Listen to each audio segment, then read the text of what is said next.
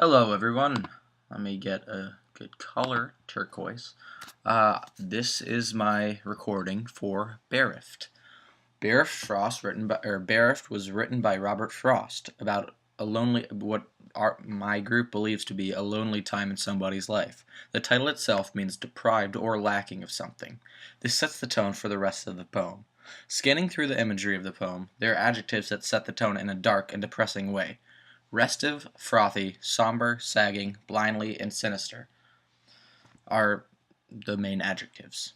The line, holding open a restive door, sh- uh, holding open a restive door right there, uh, it shows how there is many things out of control in the speaker's life. Restive meaning unable to keep still or silent and becoming increasingly difficult to control. I believe the use of frothy was to resemble the wind and turbulent tides that promote frothy shores. So where it says down the hill to a frothy shore, I believe it symbolizes how later on or how he's walking into a windy and turbulent time after something bad has happened in the speaker's life. The use of the word somber, meaning dull, was portrayed by clouds, probably reflects an emotional conflict in the speaker's life. So right here, somber clouds in the west were massed. Somber meaning lacking brightness or color. Dull, drab, or whatever, yeah. Sagging may always be a terminology for the speaker's happiness sinking or something he cared for drifting away, when it says out on the porches to the sagging floor.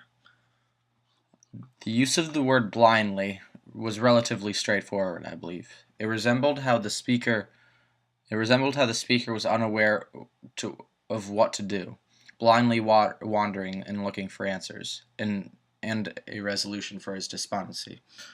Right here, blindly struck at the knee and missed. The use of the word sinister was to resemble his anger. He's went along with the narrator's melancholy.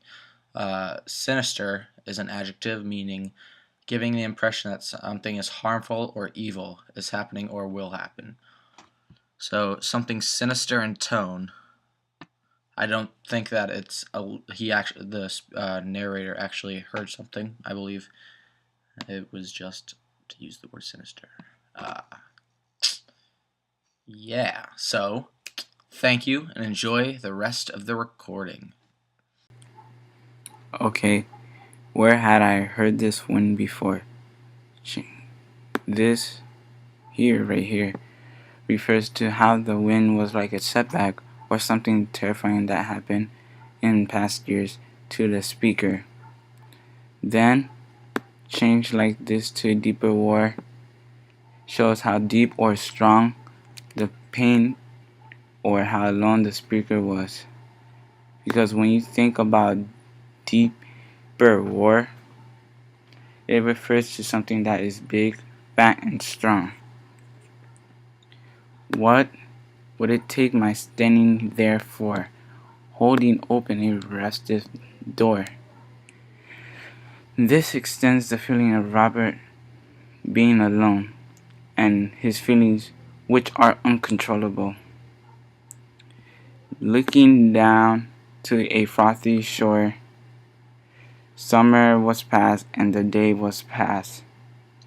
This visualizes the speaker looking down at his mistakes in the past, and he remembers.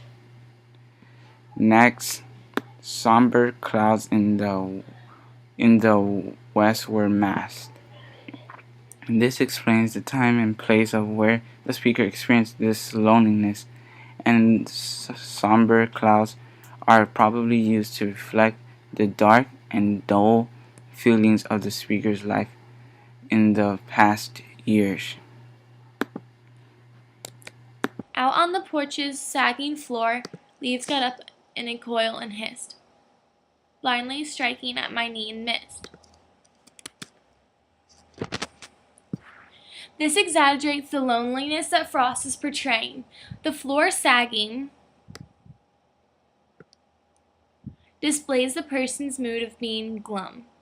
Coil and hissed personifies the leaves as a snake about to sink its fangs into the flesh of the person. But fortunately, the snake blindly struck at the narrator's knee and missed. Even the worst of beings, a snake, doesn't touch this person, or else it would have bitten him. But the snake did not eventually bite the narrator. This shows that God was there to protect him and not let the snake's poison leak into his veins. Everything in the narrator's life is deteriorating, but not completely breaking, including the small things, such as the sagging floor on the porch, whose wood could break at any time, or a snake who even wants to bite him. This shows the protection of God. Something sinister in the tone told me my secret must be known. Word I was in my house alone somehow must have gotten abroad. Word I was in my life alone. Word I had no one left but God. This poem is religious, with the message that one should always have faith in God even in their toughest situations, because He will always be there for protection. The speaker is figuring out that even when everything is turning against him, he should still have faith in God, because God will always be there to support him. Word I was in my life alone is a depressing statement that takes a lot of pondering to finally declare it. But the poem ends with word I had no one left but God. This truly shows that the narrator knows that God will always be there for him, even in his loneliest situations. Bereft is a poem about a rough, lonely time in someone's life, where everything turns against him. Frost shows, through this poem, that when everything turns against you, God will always be there to protect you and support you through the entire time. Where had I heard this wind before change like this to a deeper roar? This stanza shows the wind is getting deeper, fiercer. In the narrator's presence, the wind gets angry. What would it take my standing there for, holding open a restive door, looking downhill to a frothy shore? The shore's frothing up, the water getting choppy. Summer was past and the day was past.